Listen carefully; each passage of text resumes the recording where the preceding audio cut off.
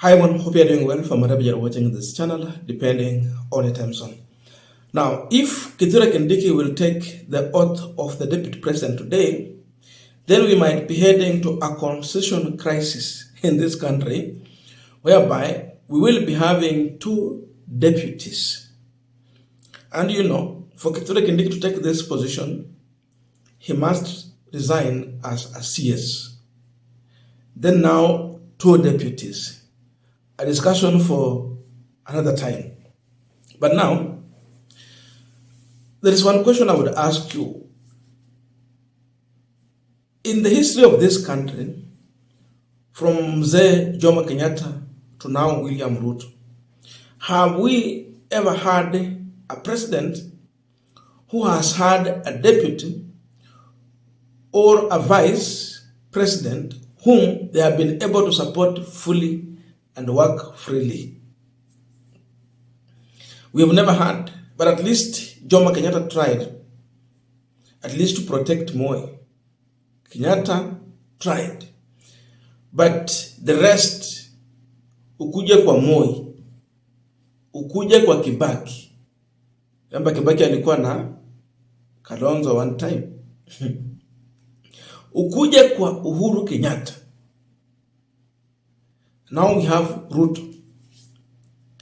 The presidency has been set that a deputy will be viewed as a potential threat to the man in State House. Now, I'm saying this because I saw a statement shared by Nelson Harvey, the former president of LSK. And this is what he said, I quote him: Kindiki will, Kindiki will in due course realize that the office of the deputy president is less powerful than that of CS Interior. Why is Kindiki Nelson Harvey saying so?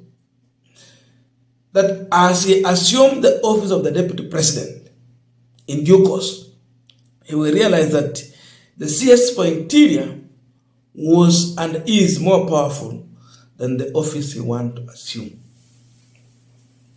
Now, you might take this statement very light, but it points to a direction. How William Ruto duped the people of Mount Kenya, how he duped regarding Gachagwa, and how he will continue to misuse them going forward. That is what I want us to look into. But before we go deeper into that, just a quick request. For those who are watching and you have not yet subscribed, please consider subscribing. To our returning subscribers, I must say thank you so much. And again, to all our viewers, please give this video a thumbs up. Thank you so much, and back to this discussion. Now, the truth is that in the regime of Uhuru Kenyatta, in fact, first term, Ruto was a powerful deputy president, and there were reasons why, even in the second time, in all the what they had, Ruto was still to some extent powerful deputy president. Now look at Gachagwa.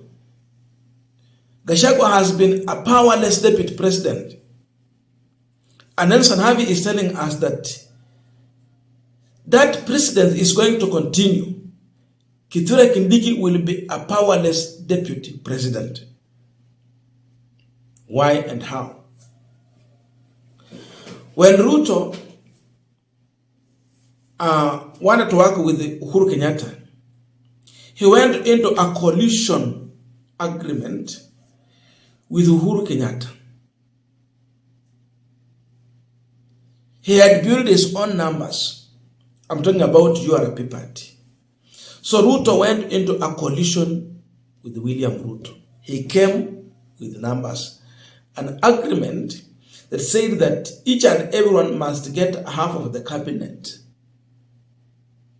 It was a kind of co-president. That at least insulated William Ruto. He had half of the cabinet. Gachagwa watu wake na siku nyingine akasema Echesa kuwa CS for sports. For those who remember. So Ruto was insulated. He had a political party. He had his men whom he appointed and gave to Uhuru Kenyatta to swear in this cabinet, half.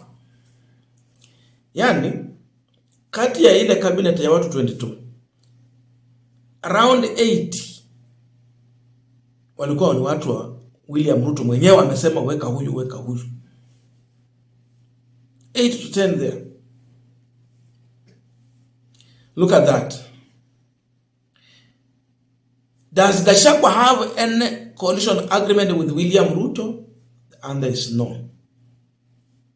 Does Gachagwa have a political party that would have enabled him to go into a coalition agreement with William Ruto? The answer is no.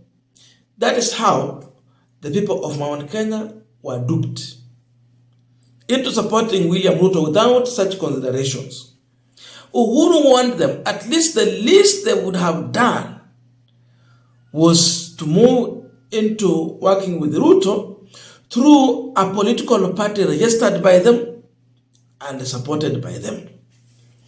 The reality of issues is that our politics is local. Unless Gen Zs are going to change this, Akina Marara, and the rest, unless if they change, but the reality is that our politics is local.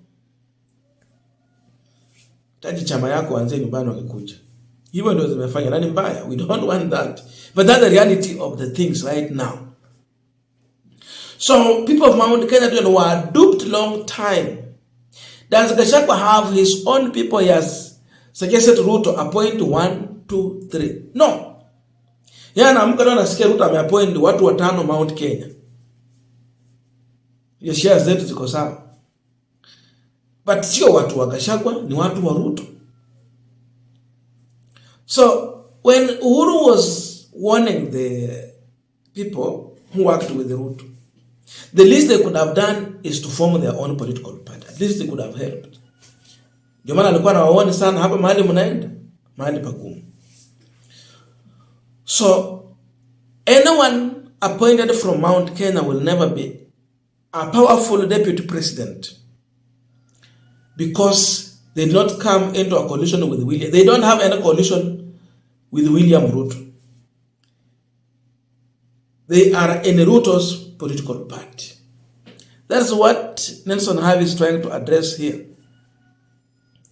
And so, due to fear of numbers, especially from Mount Kenya, Ruto would never allow such a deputy president from a region to be so powerful. You know, they have numbers. No wonder ameenda kwa Kindiki East. These numbers are East, sio same na West. Now you are kind of staging a war between East and West. Why? Why didn't you go to West where there is huge numbers? Akaamua East. It is just a massage he's trying to do to the people of Mount Kenya. But the reality is that, yes, Kindiki will never be a powerful deputy president due to that fear and the lack of such coalition with Ruto. Hawakuwa nayo.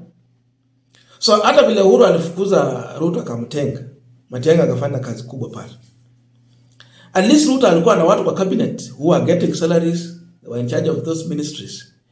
Sasa pesa ya campaign ilikuwa rahisi kucollect.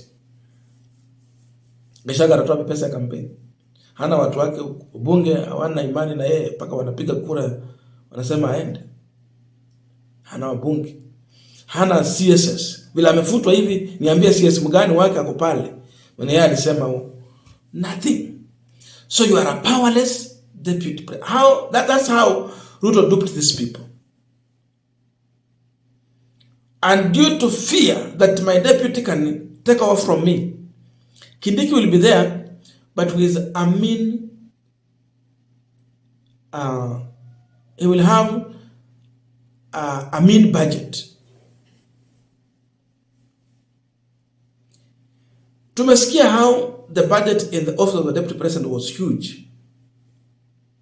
Tukasikia wakisema hata mambo ya repair official residence and all that, it was done from State House. How ndio walikuwa wanapeana contract and everything.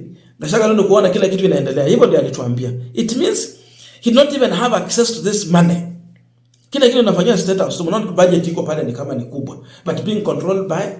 Tulisikia Ruto akisema kwamba amenyima mpaka hata budget ya chai.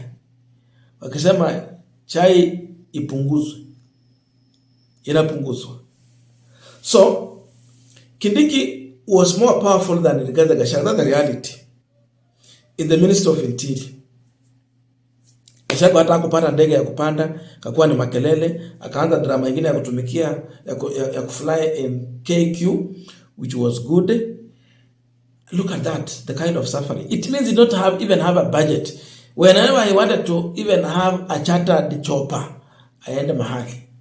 Chartered flight pia. Walikuwa wanamwambia pay first. Meaning these companies were aware that huyu akipanda akisema that there will be reimbursement by the government, itakuwa shida kwa sababu hana budget kwa hiyo office. So Kindiki would need to just to humble himself and have that lean budget. Watu watakuwa na mabudget ni watu wenye Ruto anatafuta directly bila kusema ataenda sijui kwa bunge wa petition ndio waenda kwa senate wa impeach. Watu kama ma CSS wenye ana control direct. So maybe the next CS for interior will be more powerful, or like Musalia Mudavadi, the prime CS. You see, most of the duties in the office of the deputy president zilikuwa zinafanyika kwa ofisi ya Musalia Mudavadi. Ako na more duties than the deputy president. Ilikuwa ni hivyo.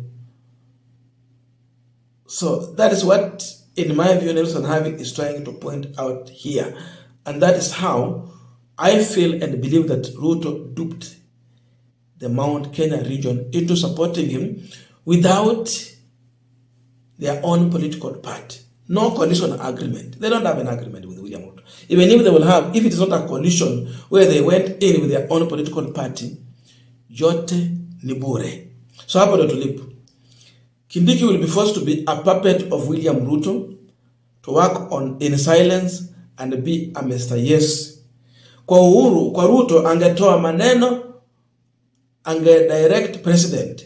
Kwa sababu alikuwa into a coalition, alikuwa na wabunge, akawa na chama, akawa na coalition agreement that must be respected. Naona hapa kwingine hakuna kitu. I don't know your views, but let us submit in the comment section to continue with this discussion. Thank you so much and see you in our next video.